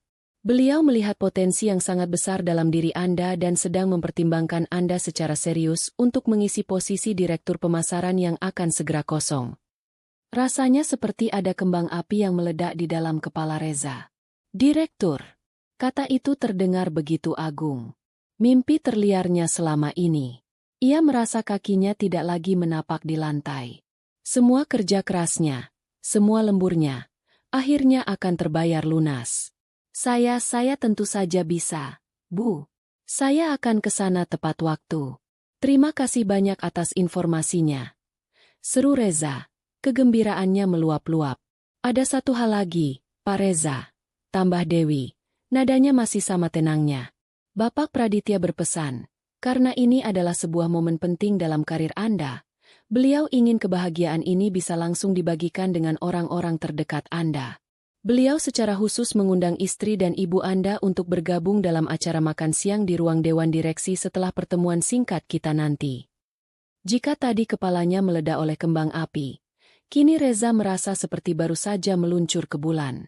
CEO besar itu tidak hanya ingin memberinya promosi, tapi juga ingin bertemu dan menjamu keluarganya. Ini adalah sebuah kehormatan yang tak terhingga. Ini adalah bukti bahwa ia bukan lagi karyawan biasa. Ia adalah bintang baru di perusahaan ini. Tentu saja, Bu. Tentu saja mereka akan datang. Terima kasih banyak. Sungguh, saya tidak tahu harus berkata apa lagi. Setelah telepon ditutup, Reza terdiam selama beberapa detik sebelum akhirnya ia melompat dari kursinya dan mengepalkan tangannya ke udara dalam sebuah selebrasi tanpa suara. Ia berhasil. Ia akan menjadi direktur. Dan yang lebih penting, Ibu Wati akan sangat bangga padanya. Tanpa membuang waktu, ia langsung menyambar ponselnya dan menghubungi nomor ibu mertuanya. Halo, Bu. Sapanya dengan napas terengah-engah karena terlalu bersemangat. Ada apa, Reza? Kamu terdengar aneh. Jawab Ibu Wati dari seberang. Bu, ada kabar luar biasa. Aku akan dipromosikan jadi direktur. Langsung oleh Pak CEO. Beliau sendiri yang bilang. Terdengar pekikan keras dari seberang telepon. Apa? Yang benar kamu, Za? Alhamdulillah. Ya Allah. Ibu sudah tahu kamu pasti akan jadi orang hebat. Ibu tidak salah pilih kamu jadi menantu. Ada lagi, Bu. Lanjut Reza. Semakin bersemangat. Pak CEO mengundang kita. Aku, Vika, dan Ibu. Untuk makan siang bersama di kantornya siang ini. Di ruang Dewan Direksi. Kehebohan di seberang telepon semakin menjadi-jadi. Reza bisa mendengar Ibu Wati berteriak memanggil-manggil nama Vika. Ini adalah kehormatan terbesar. Bu, kita harus bersiap-siap. Tentu saja. Tentu saja. Kamu tenang saja. Biar ibu yang urus Vika. Kami akan ke salon sekarang juga. Kami akan pakai baju terbaik kami. Kamu jemput kami jam 11. Jangan sampai telat. Ya Tuhan, Reza, ibu bangga sekali padamu. Telepon ditutup. Reza merasa seperti raja dunia. Sementara itu, di rumahnya, Ibu Wati dan Vika langsung masuk ke dalam mode panik sekaligus euforia. Lemari pakaian dibongkar. Perhiasan dikeluarkan dari kotaknya. Mereka berdebat tentang gaun mana yang paling mewah, tas mana yang paling mahal, sepatu mana yang haknya paling tinggi. Kita harus terlihat sempurna, Vik, kata Ibu Wati sambil mematut dirinya di depan cermin dengan kalung emas barunya. Biar CEO itu tahu kalau menantu ibu ini bukan orang sembarangan. Kita berasal dari keluarga terpandang. Tentu, MA, jawab Vika sambil mengoleskan lapisan lipstik tambahan. Aku tidak sabar melihat wajah para karyawan rendahan itu saat kita berjalan masuk diantar langsung ke ruang CEO. Dan aku jadi berpikir, MA, kalau nanti Reza sudah jadi direktur, kita bisa, kan, cari tahu di bagian apa si Kirana itu bekerja? Kita bisa minta Reza untuk memecatnya. Biar dia tahu rasa. Ibu Wati tertawa terbahak-bahak. Ide bagus. Itu akan menjadi pelajaran yang setimpal untuk kesombongannya kemarin. 1 jam kemudian, ketiganya sudah berada di dalam mobil Reza, melaju menuju pusat kota. Mereka bertiga tampil begitu glamor dan mencolok, dipenuhi rasa percaya diri dan kesombongan yang meluap-luap. Di benak mereka, hari ini adalah hari penobatan mereka. Hari di mana status sosial mereka akan diakui di level tertinggi. Mereka sama sekali tidak tahu bahwa mereka tidak sedang melaju menuju sebuah penobatan, melainkan menuju sebuah panggung eksekusi yang telah disiapkan dengan begitu rapi. Menara Nusantara Jaya Group menjulang gagah di antara deretan gedung pencakar langit lainnya. Puncaknya seolah menggapai awan. Fasad kaca birunya berkilauan memantulkan cahaya matahari, memancarkan aura kekuatan dan kemakmuran yang tak terbantahkan. Mobil Reza memasuki area lobi utama, dan seketika itu juga, mereka bertiga seolah memasuki dunia yang berbeda. Lobi gedung itu luar biasa luas dan megah. Lantai marmer putihnya begitu mengkilap hingga mereka bisa melihat pantulan diri mereka sendiri. Langit-langitnya tinggi, dihiasi instalasi seni modern yang artistik. Puluhan orang berpakaian formal berjalan hilir mudik dengan langkah cepat dan efisien, menciptakan dengungan aktivitas yang khas dari sebuah pusat korporasi raksasa. Ibu Wati dan Vika turun dari mobil dengan gaya yang dibuat seanggun mungkin, berusaha keras untuk terlihat terbiasa dengan kemewahan seperti ini, meskipun mata mereka tak bisa berhenti menatap takjub ke sekeliling. Reza berjalan di depan dengan dada dibusungkan, mencoba menampilkan citra seorang eksekutif muda yang sukses. Luar biasa, bisik Vika pada ibunya. Matanya terpukau pada sebuah air mancur dalam ruangan yang menjulang setinggi 2 lantai. Tentu saja. Ini adalah tempat kerja calon direktur, balas Ibu Wati dengan bangga. Suaranya cukup keras untuk didengar beberapa orang yang lewat. Reza mendekati meja resepsionis yang panjang dan elegan, yang dijaga oleh 2 orang wanita berpenampilan sempurna. Selamat siang, saya Reza Pratama. Saya ada janji bertemu dengan Bapak Praditya Handoko pukul 12. Salah satu resepsionis itu tersenyum ramah. Senyumnya begitu terlatih dan profesional. Ah, selamat siang, Bapak Reza Pratama. Kami sudah menantikan kedatangan Anda dan keluarga. Ia berbicara ke interkom sejenak. Ibu Dewi akan segera turun untuk menjemput Anda. Silakan menunggu sebentar di area lounge. Perlakuan istimewa itu semakin membumbungkan ego mereka. Mereka diantar ke sebuah area tunggu dengan sofa-sofa kulit yang nyaman.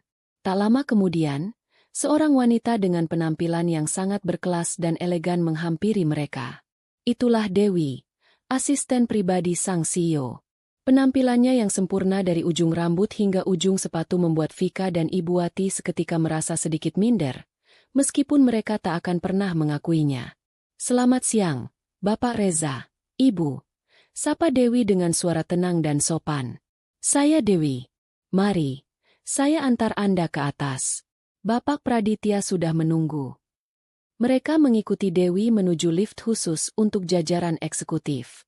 Di dalam lift yang senyap dan berlapis kayu mewah itu, ketegangan bercampur dengan antisipasi semakin terasa. Lift meluncur naik dengan kecepatan tinggi tanpa suara. Melalui dinding kaca lift, mereka bisa melihat pemandangan kota Jakarta terhampar di bawah mereka, semakin kecil dan semakin kecil. Rasanya benar-benar seperti sedang naik ke puncak dunia. Ting! Pintu lift terbuka di lantai paling atas. Lantai 88. Suasananya jauh berbeda dari lobi yang sibuk. Di sini begitu sunyi, tenang, dan eksklusif. Karpet tebal meredam setiap langkah kaki. Dindingnya dihiasi lukisan-lukisan mahal dari para maestro. Udara seolah lebih tipis, dipenuhi aura kekuasaan yang pekat. Ibu Wati dan Vika saling berpandangan. Mata mereka berbinar kagum. Inilah dunia yang mereka impikan. Dunia para penguasa.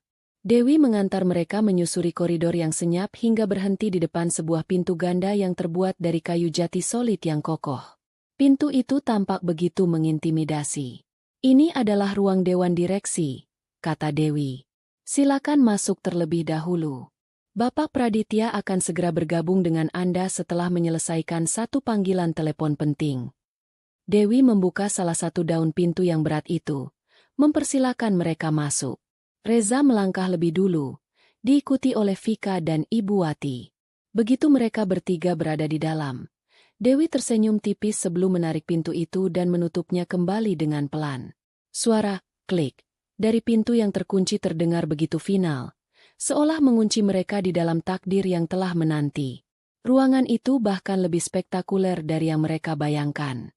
Sebuah meja rapat panjang dari kayu mahoni yang dipernis, hingga mengkilap seperti cermin mendominasi ruangan. Belasan kursi kulit bersandaran tinggi tersusun rapi di sekelilingnya. Namun, yang paling mencuri perhatian adalah dinding kaca raksasa yang menyajikan pemandangan 180 derajat kota Jakarta dari ketinggian. Rasanya seperti sedang berada di dalam kokpit pesawat raksasa yang mengendalikan seluruh kota. Mereka bertiga berdiri terpaku selama beberapa saat, terpesona oleh kemegahan itu. Lalu, mata mereka mulai menjelajahi isi ruangan. Dan saat itulah mereka melihatnya. Di ujung terjauh ruangan, di dekat jendela kaca raksasa, salah satu kursi kulit itu terisi. Seseorang sedang duduk di sana, membelakangi mereka, menatap ke arah pemandangan kota. Sosok itu tampak begitu tenang dan familiar. Saat kursi itu berputar perlahan, jantung mereka bertiga seolah berhenti berdetak. Itu Kirana. Ia duduk di sana dengan begitu anggun, mengenakan sebuah gaun kerja sederhana namun elegan berwarna biru tua. Wajahnya tenang, tanpa riasan berlebih. Ia menatap mereka dengan ekspresi yang datar dan sulit dibaca. Tidak ada keterkejutan, tidak ada ketakutan. Ia tampak seolah-olah memang seharusnya berada di sana. Reza adalah yang pertama membeku karena kebingungan. Untuk apa Kirana ada di sini? Di ruang dewan direksi? Apakah ini sebuah kebetulan yang luar biasa aneh? Apakah dia salah satu staf yang sedang menyiapkan ruangan? Vika, setelah pulih dari keterkejutan awalnya, langsung memasang senyum mengejek. Ia menyikut lengan Ibu Wati. "Ma, lihat itu," bisiknya sinis. "Dunia ini sempit sekali, ya? Ternyata si perempuan sial itu kerja di sini. Paling-paling juga bagian bersih-bersih atau jadi office girl. Pantas saja kemarin gayanya sombong. Ternyata cuma petugas di perusahaan menantu mama." Ibu Wati tersenyum penuh kemenangan. Ah, takdir memang lucu. Ia merasa mendapatkan bonus hiburan hari ini. Ia menatap Kirana dari atas ke bawah dengan pandangan merendahkan. Di benaknya, berbagai skenario kejam mulai tersusun. Nanti, setelah Reza resmi diumumkan sebagai direktur, ia akan berjalan menghampiri Kirana. Ia akan berkata, "Oh, jadi kamu kerja di sini, ya? Kebetulan sekali. Kenalkan, ini bos barumu." Itu akan menjadi pembalasan yang manis untuk sikap Kirana kemarin. "Kasihan sekali nasibnya, ya." Bisik Ibu Wati kembali pada Vika. Suaranya sengaja dibuat cukup keras agar mungkin bisa terdengar oleh Kirana. Dicerai Gilang. Hidupnya jadi susah sampai harus kerja jadi pesuruh di perusahaan besar. Memang sudah takdirnya jadi orang rendahan. Kirana, dari ujung ruangan, mendengar bisikan-bisikan itu. Ia bisa melihat senyum sinis di wajah Vika dan tatapan menghina dari Ibu Wati. Namun, ia tidak bereaksi. Ia hanya terus menatap mereka dengan tenang, membiarkan mereka menikmati euforia sesaat mereka. Membiarkan mereka terbang setinggi mungkin. Karena ia tahu, sebentar lagi ia dan suaminya akan memotong sayap mereka tanpa ampun. Di tengah kesombongan mereka tidak menyadari suara langkah kaki yang mendekat dari arah pintu di belakang mereka. Mereka terlalu sibuk merendahkan Kirana hingga tidak mendengar suara pintu yang kembali terbuka dengan pelan. Panggung telah siap. Para aktor antagonis telah berada di tempatnya. Dan sekarang, sang sutradara utama akan segera memulai pertunjukannya. Di tengah keheningan yang tegang, suara pintu ganda yang terbuka terdengar begitu keras, memecah kesunyian dan menarik perhatian semua orang di ruangan itu. Sosok yang melangkah masuk adalah Praditya Handoko. Ia mengenakan setelan jas berwarna arang yang dijahit sempurna, menampilkan postur tubuhnya yang tinggi dan tegap. Setiap langkahnya memancarkan aura wibawa dan kekuasaan yang tak terbantahkan. Aura yang 100 kali lebih kuat dari citra yang coba ditampilkan Reza. Wajahnya tenang, namun matanya yang tajam seolah mampu menembus dan membaca isi kepala setiap orang. Begitu melihatnya, Reza langsung berdiri tegak. Jantungnya berdebar kencang karena gugup dan antisipasi. Ia menyikut Vika dan ibunya, memberi isyarat agar mereka segera berdiri dan menunjukkan rasa hormat. "Selamat siang, Bapak Praditya." Sapa Reza dengan suara yang sedikit bergetar, berusaha terdengar mantap namun gagal total. Ia membungkukkan badannya sedikit lebih dalam dari yang seharusnya. Ibu Wati dan Vika ikut berdiri, memasang senyum terbaik mereka yang paling manis dan paling palsu. "Selamat siang, Pak CEO." Sapa Ibu Wati dengan nada yang dibuat semanja mungkin, seolah sedang berbicara dengan teman arisan lamanya. Vika hanya mengangguk anggun, matanya berbinar menatap pria sukses dan tampan di hadapannya. Mereka sama sekali tidak menyadari tatapan dingin Adit yang menyapu mereka bertiga selama sepersekian detik sebelum akhirnya berhenti dan melembut saat bertemu pandang dengan Kirana.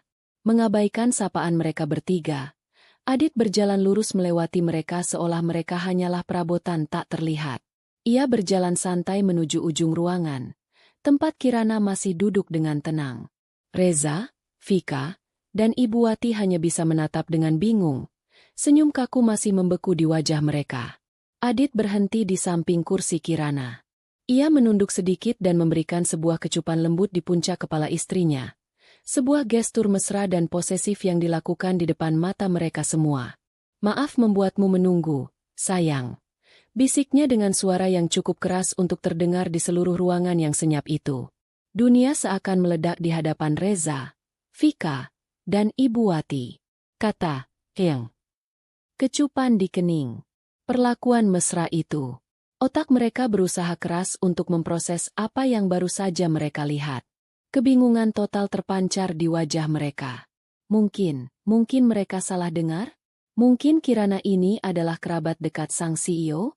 Adik perempuannya mungkin? Adit kemudian berbalik. Kini menghadap penuh pada tiga tamunya yang tampak seperti patung lilin yang mulai meleleh. Ia melingkarkan satu tangannya dengan protektif di bahu Kirana yang masih duduk. Wajahnya yang tadi lembut saat berbicara dengan Kirana, kini kembali dingin dan tak terbaca.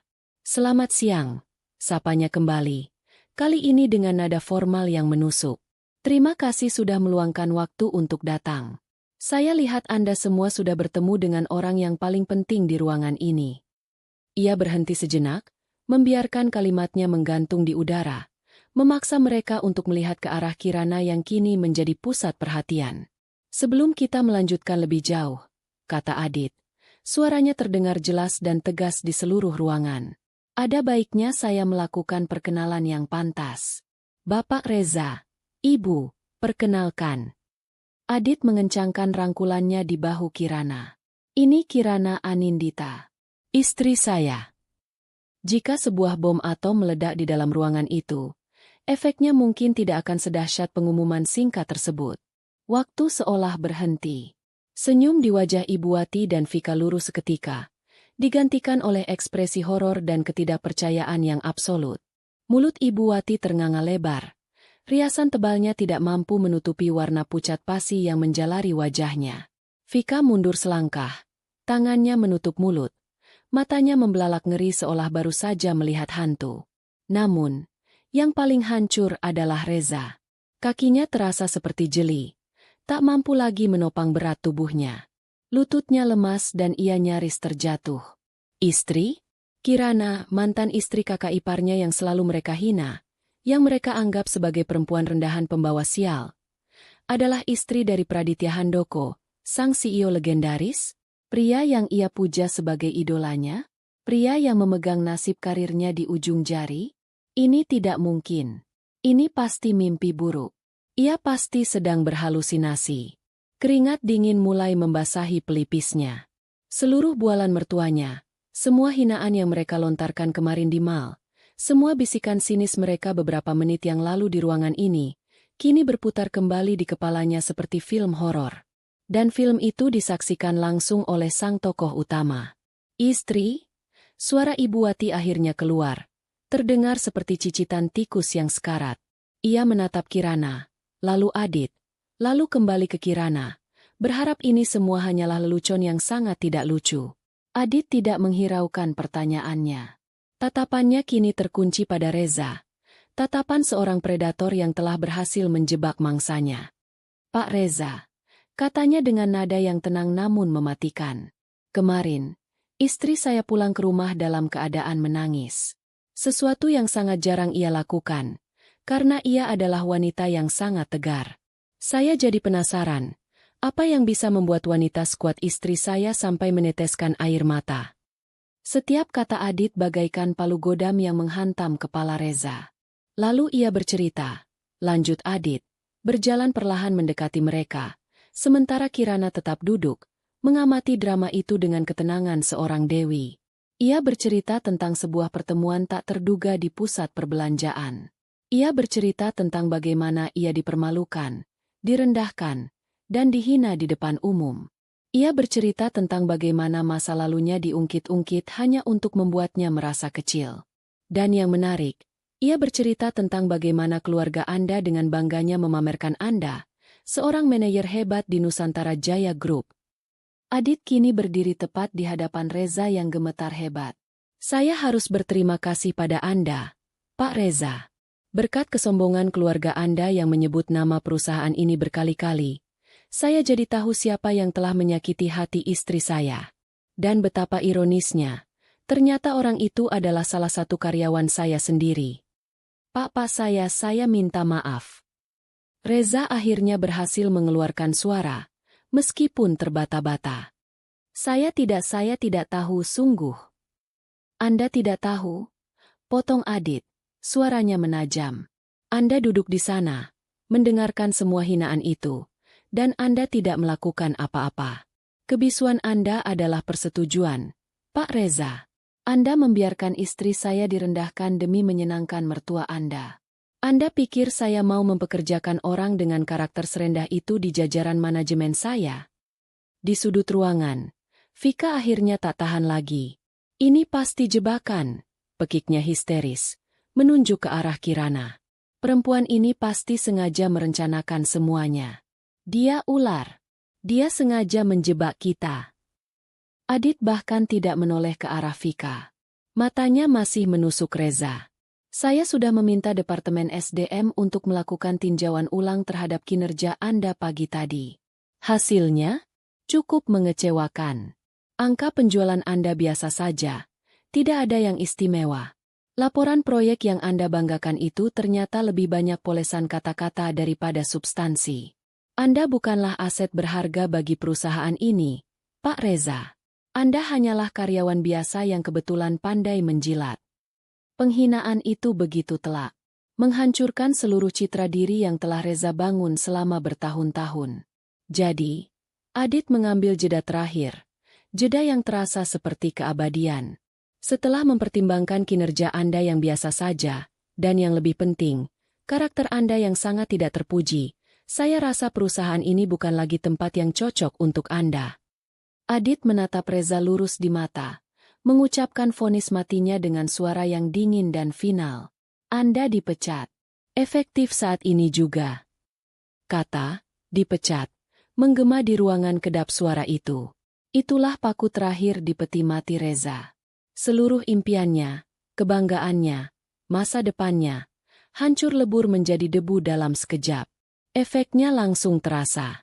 Ibu Wati, yang sedari tadi sudah terhuyung-huyung, akhirnya tidak kuat lagi. Matanya memutih dan tubuhnya ambruk ke lantai seperti karung beras. Ia pingsan. Vika menjerit histeris melihat ibunya jatuh. Lalu ia menatap Adit dan Kirana dengan tatapan penuh kebencian sebelum akhirnya menangis sejadi-jadinya. Riasan mahalnya luntur berantakan di wajahnya. Dan Reza, ia hanya berdiri mematung. Wajahnya kosong, tak berwarna. Ia tidak pingsan, tidak juga menangis. Ia hanya hancur. Hancur sehancur-hancurnya dari dalam. Ia menatap Kirana, wanita yang dulu ia pandang sebelah mata, kini duduk di singgasananya, menyaksikan keruntuhannya dengan ekspresi yang tak bisa ia baca. Kirana memang tidak tersenyum. Ia tidak merasakan kebahagiaan dari penderitaan mereka. Yang ia rasakan adalah kelegaan yang luar biasa. Beban berat yang membebani hatinya selama bertahun-tahun kini terangkat sudah. Babak ini telah resmi berakhir. Adit menekan sebuah tombol di interkom mejanya. Dewi, tolong panggil tim medis dan 2 orang petugas keamanan ke ruang dewan direksi sekarang. Ada sedikit masalah yang perlu dibereskan.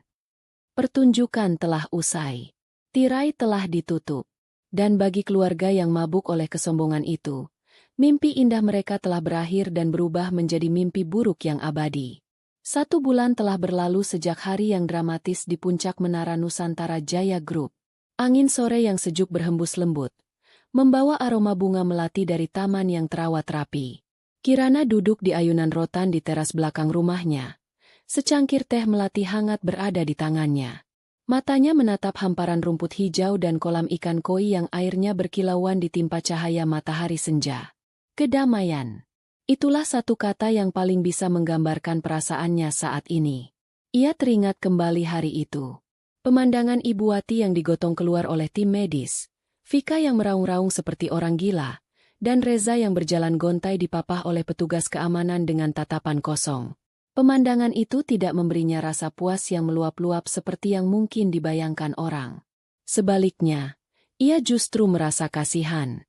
Kasihan melihat bagaimana kesombongan bisa membutakan dan akhirnya menghancurkan pemiliknya sendiri.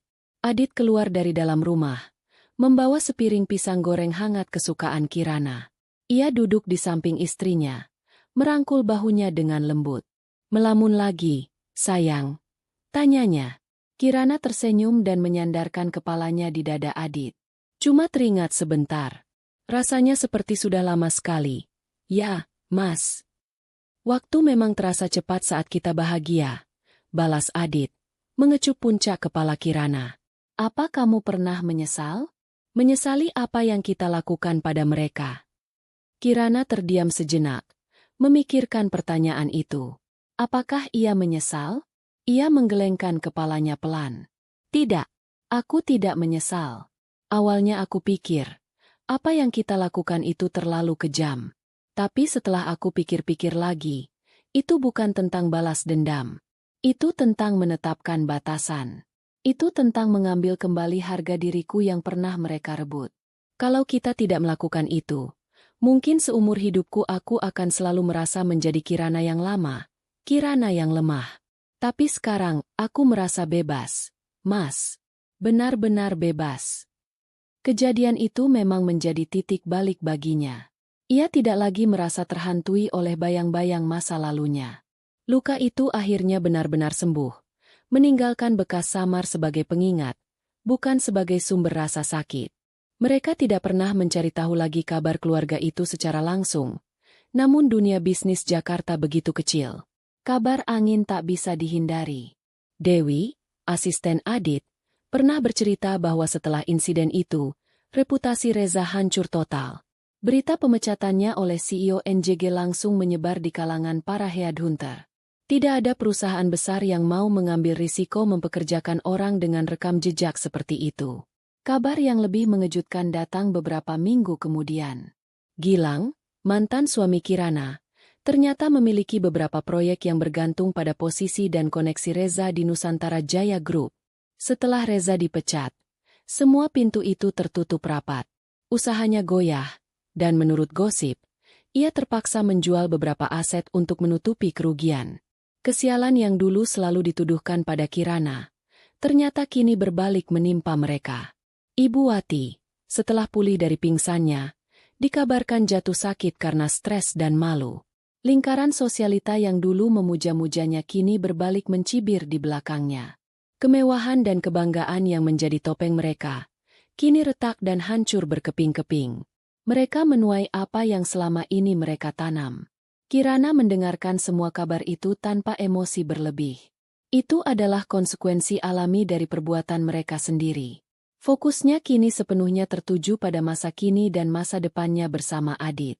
Toko bunga kecilnya, Kembang Kirana, semakin berkembang pesat. Ia baru saja menandatangani kontrak untuk menjadi pemasok bunga tetap untuk beberapa hotel bintang 5, sebuah pencapaian yang ia raih murni karena kerja keras dan bakatnya. Ia menemukan kebahagiaan dalam hal-hal sederhana, aroma tanah basah setelah hujan, mekarnya kuntu mawar baru, dan senyum Adit saat menyambutnya pulang. "Aku bangga sekali padamu," kata Adit, seolah bisa membaca pikiran Kirana. "Kamu membangun bisnismu dari nol. Kamu membuktikan pada dirimu sendiri bahwa kamu bisa berdiri di atas kakimu sendiri, bahkan jauh sebelum insiden itu terjadi. Itu semua juga berkat dukunganmu, Mas. Balas Kirana tulus. Kamu yang memberiku kepercayaan diri untuk memulai lagi. Mereka duduk dalam keheningan yang nyaman, menikmati senja yang mulai berganti malam. Kirana menyadari pelajaran terbesar dari semua ini. Kekayaan sejati bukanlah tentang saldo di rekening bank, jabatan mentereng, atau tas bermerek yang dipamerkan. Kekayaan sejati adalah kedamaian hati. Kekayaan sejati adalah memiliki seseorang yang mencintaimu apa adanya, yang siap menjadi perisaimu saat dunia menyerang, dan yang percaya padamu bahkan saat kamu tidak percaya pada dirimu sendiri. Ia telah kehilangan pernikahan yang ia kira akan abadi, namun sebagai gantinya ia menemukan cinta sejati. Ia telah kehilangan harga diri yang diinjak-injak, namun sebagai gantinya ia menemukan kekuatan yang tidak pernah ia tahu ia miliki. Takdir memang punya cara yang lucu untuk menyeimbangkan segalanya. Matahari akhirnya tenggelam sepenuhnya di ufuk barat, meninggalkan semburat warna jingga dan ungu di langit. Lampu-lampu taman di rumah mereka menyala otomatis, menciptakan suasana yang hangat dan romantis. Kirana menatap suaminya, pria yang telah menunjukkan padanya arti cinta yang sesungguhnya. "Terima kasih, Mas," bisiknya. "Untuk apa?" tanya Adit. "Untuk segalanya. Karena telah menjadi fajar setelah badai panjang dalam hidupku." Adit tersenyum. Ia merengkuh Kirana lebih erat. Di bawah langit senja yang indah, di dalam pelukan pria yang paling ia cintai, Kirana tahu bahwa ia telah benar-benar sampai di rumah. Masa lalu yang kelam telah resmi ia kubur, dan di hadapannya terbentang masa depan yang cerah, secerah fajar yang selalu datang setelah malam tergelap sekalipun. Dan ia siap menyongsongnya dengan hati yang utuh dan penuh rasa syukur.